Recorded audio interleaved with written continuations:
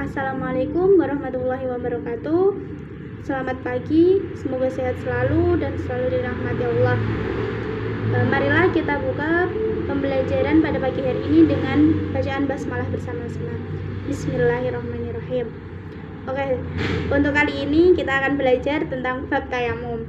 Nah, pada bab ini kita akan mempelajari tentang pengertian tayamum, kemudian syarat-syarat tayamum, kemudian fardu tayamum, sunnah tayamum, dan hal-hal yang membatalkan tayamum gitu. Yang pertama yang akan kita bahas yaitu pengertian tayamum.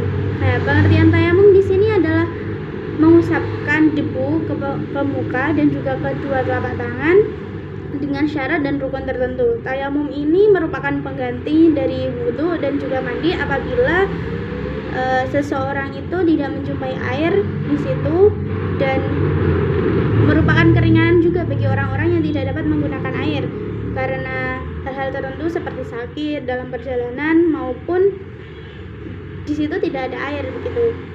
Kemudian yang kedua yaitu tentang syarat tayamum. Nah, syarat tayamumnya itu ada 4. Nah, yang pertama yaitu sudah masuk waktu sholat. Yang kedua, orang tersebut telah berupaya untuk mencari air di sekitar situ tetapi tidak menjumpai, dan pada saat itu telah masuk waktu sholat. Yang ketiga yaitu menggunakan debu yang suci. Yang keempat, debu tersebut dapat menghilangkan najis. Nah, itu tadi syarat-syarat tayamum. Kemudian fardu tayamum atau rukun tayamum yaitu yang pertama niat. Niatnya itu tayamuma listibahatis sholati faradhan lillahi ta'ala. Yang kedua yaitu mengusapkan debu kepada muka. Yang ketiga yaitu mengusapkan debu ke tangan kanan sampai ke siku, kemudian ke tangan kiri sampai ke siku juga, dan ini dilakukan 2 kali berturut-turut atau 3. Yang keempat yaitu tertib. Nah, yang selanjutnya yaitu sunah-sunah tayamum. Sunah-sunah tayamum yaitu 1. Membaca basmalah sebelum memulainya. Yang kedua yaitu membaca 2 kalimat syahadat setelah bertayamum. Yang ketiga yaitu meniupkan debu yang ada di telapak tangan sehingga debu tadi menjadi lebih tipis gitu. Yang kemudian selanjutnya yaitu yang kita bahas tentang hal-hal yang membatalkan tayamum. Nah, hal-hal yang membatalkan tayamum ini, setiap hal yang membatalkan wudhu maka itu membatalkan tayamum. Dan juga yang kedua yaitu adanya air. Jadi kalau orang tersebut tadinya kok mencari tidak ada air, itu tayamum, tapi setelah itu ada air maka tayamumnya batal. Nah, tayamum ini juga digunakan untuk satu sholat. Jadi satu tayamum hanya boleh untuk satu sholat, sedangkan wudhu itu dapat digunakan untuk beberapa kali sholat selama orang tersebut belum batal. Nah, untuk lebih mengetahui bagaimana prakteknya dan caranya untuk tayamum, nanti silakan dilihat dari video yang akan saya tayangkan. Kalau tidak ada air bagaimana? Kita tidak bisa berwudu dong, Abi. Kalau tidak ada air, kita bisa mengganti wudhu dengan tayamum, Aisyah, yaitu bersuci dengan menggunakan tanah atau debu yang suci. Ih, Ahmad gak mau kalau berkumur-kumur dengan debu. Tidak harus seperti itu, Ahmad. Tayamum lebih sederhana dari berwudhu. Tata cara bertayamum.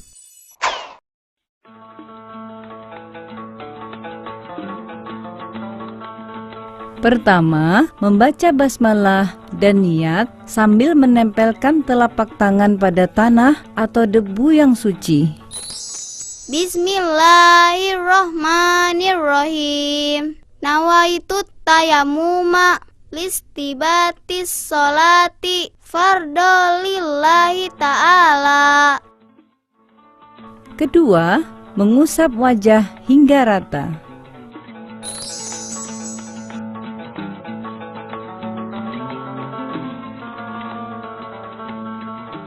Ketiga, mengusap tangan sampai siku, utamakan yang kanan dahulu. Setelah selesai, lalu berdoa. Doa yang dibaca sama dengan doa setelah berwudu. Oh ya, tayamum juga bisa batal. Yang membatalkan tayamum adalah: pertama, keluar sesuatu, baik benda atau angin, dari kemaluan atau anus. Kedua, hilang kesadaran, baik tidur, pingsan, mabuk, atau gila. Ketiga, bersentuhan kulit laki-laki dan perempuan yang sudah baligh dan bukan muhrim. Keempat, menyentuh kemaluan atau anus dengan tangan tanpa penghalang. Kelima, apabila mendapatkan air sebelum dimulainya sholat. Nah, setelah selesai berwudu atau tayamum, lalu kita bersiap untuk mengerjakan sholat. Nah, kemudian untuk tugas pada pertemuan kali ini, nah, itu nanti silakan dikerjakan soal-soal yang ada di buku paket tentang tayamum, dan kemudian silakan nanti difoto, dikirimkan ke saya. Dan itu kalau untuk soal-soal batas waktunya 2 hari. Sedangkan ada lagi satu tugas lagi, yaitu silahkan membuat video praktek tayamum. Itu kemudian nanti diupload ke YouTube, dan itu waktunya sampai ke pertemuan yang akan datang, begitu. Tugasnya tadi setelah diupload ke YouTube, silakan linknya atau channelnya itu kan nanti dijadikan satu channel. Nah, channelnya itu nanti silahkan kirim ke saya channelnya itu apa, nama channelnya. Kemudian jangan lupa untuk absen, nanti akan saya kasih formatnya di pembelajaran kita yang melalui WA.